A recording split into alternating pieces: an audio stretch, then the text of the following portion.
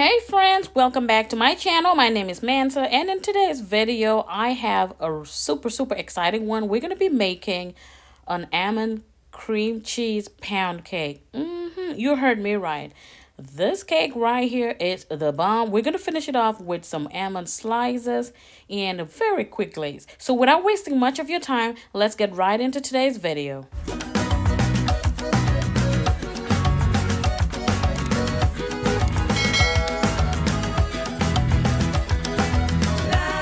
So we're going to start off with 3 cups of all-purpose flour already sifted. And to that, I'm going to add 1 teaspoon of baking powder. Those are my only dry ingredients. If you were using unsalted butter for this recipe, this is the time to add your salt. So go ahead and mix those dry ingredients together with a whisk and simply set aside. So we're going to move on to the next step. We would also need some sugar. You would need some eggs. And of course, lots of fat. We got cream cheese and some butter, really nice butter. You guys know Kerrygold is my go-to. And of course, you will need some milk. Now, in today's recipe, I am using buttermilk. You can use whole milk as well. And of course, we're going to need some extracts. And what's an almond cake without some almond extract? And of course, we're going to pair it with some vanilla extract. Top it off with some sliced almonds. So these are my ingredients. Let's get started. I am using my stand mixer today to make my life easier. Of course, we're going to start off by creaming the fats. Here I have 8 ounces of cream cheese at room temperature, and I have 3 sticks of salted butter also at room temperature. It is very important that your fats are at room temperature to make a mixing process easier. Once we get that all creamed up, I would make sure that you're beating it on low speed. As you can see, I'm beating it on low speed. And once we get that, I would stop and scrape the sides of my bowl as well as my attachment. Make sure that everything is well incorporated. Now I would add the sugar. Here I have 2½ cups of sugar. You can use up to 3 cups of sugar. You could cut it down to 2 cups, really. Whatever rocks your boat. If you don't like it too sweet, just cut it down. Make it your own cake. Make it for yourself.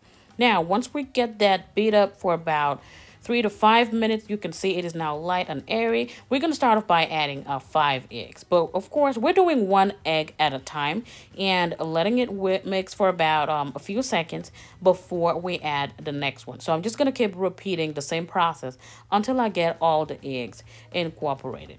Again, when you're making pound cakes or any type of cake, really, the process really matters. I get a lot of questions about why can't I not just dump everything? It's a process, so just trust the process. It would really get you the results that you are looking for. So this is the last egg right there. So guys, I've been getting a lot of inspiration from different places. And recently I was also on Skillshare, which brings me to today's sponsors of this video, which is Skillshare. So Skillshare is an online learning community with thousands of creative classes for curious and creative people like you and I. No matter what your field is, whether it's photography, freelancing, arts, name it, they got something for you. There are always new classes added every day. So it is a perfect place to start if you want to learn a new skill or you are trying to build the one that you already have. Now, I am always defaulting back to Shabrashu Bando, who is a professional pastry chef based in Sydney, Australia. And I think this is my 2nd class with him. And I am currently enrolled in this class where he was making this delicious French pastry, but he used almond flour instead. And I was like, I think I want to try that. I have never used, I've never tried baking my pound cake with almond flour, but here it is. Here's another tip right there.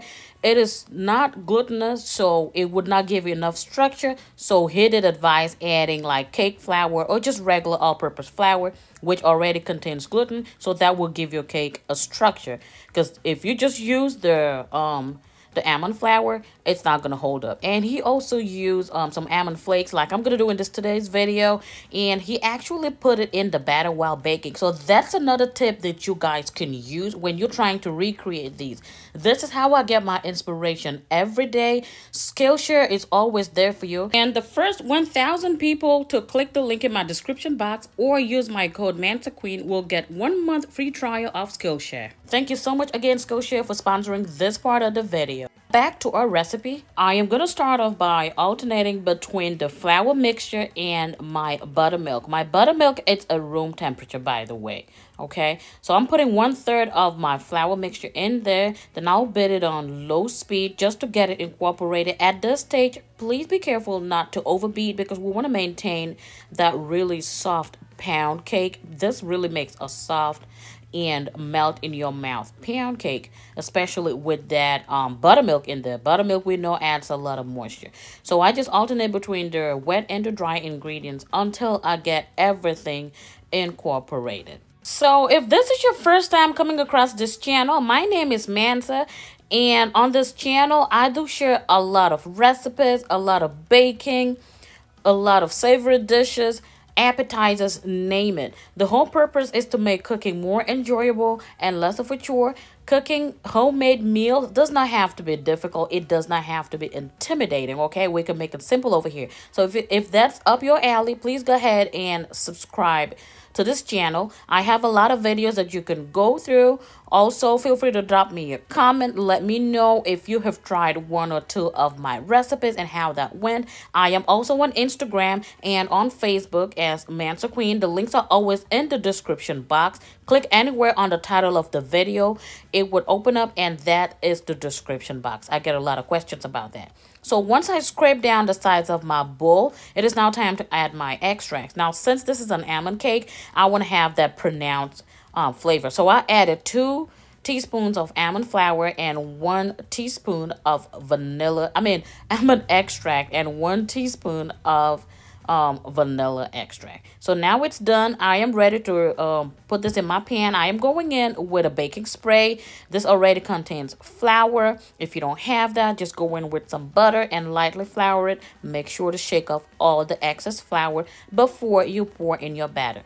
And also at this point, my oven is already preheated at 325 degrees Fahrenheit. I choose to bake my pound cakes at a lower temperature for a lower time, and I just find this really easy for me. It works perfectly and it hardly comes out burnt at all. So once you get all the nice batter scooped in there, just go in with a spatula or a spoon and level it out as much as possible so that our cake can bake evenly. This makes a big cake because my baking pan is about 14 to 16 cups. Now make sure you pop it, drop it. This is a very lighter batter, so you want to pop it, drop it, release excess air bubbles, and now we're baking at 325 degrees Fahrenheit for 70 to 80 minutes. In the meantime, we're going to start off by making our almond glaze. Really simple. Here I have 2 cups of powdered sugar already sifted to get rid of any lumps. I am going in with some whole milk. You can use any milk of your choice. Now you use up to 2 to 3 tablespoons. If you want it thicker, you can just stop by add 2 tablespoons.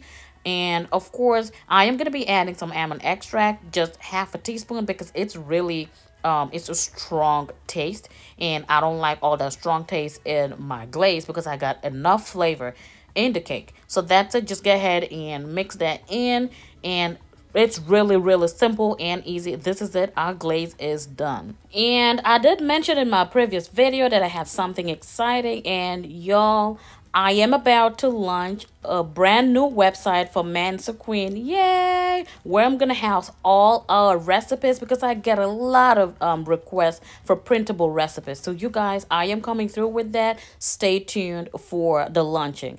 Now, in the meantime, my cake is out of the oven. Y'all, it smells so amazing. There's just something about an almond cake. That taste can get overpowering, but if you get the right amount, you would enjoy this cake. Now, you want to leave it to cool down and then invert it to cool down all the way to room temperature. And once it gets cool, this is what the cake looks like. It is super soft. And that texture, y'all, it is time to glaze this beautiful cake. Here is my glaze, nice and thick. I just want the glaze on the top and maybe just drizzle a little on the sides. That is all. Honestly, I even prefer the cake without the glaze, but I like the glaze on it because of all the almond slices that I did add to it at the end. So once you get all the glaze, I just try to even it out as much as possible. Put some down in the middle and on the sides, and I'm gonna let it sit for at least 5 minutes to harden up a little bit.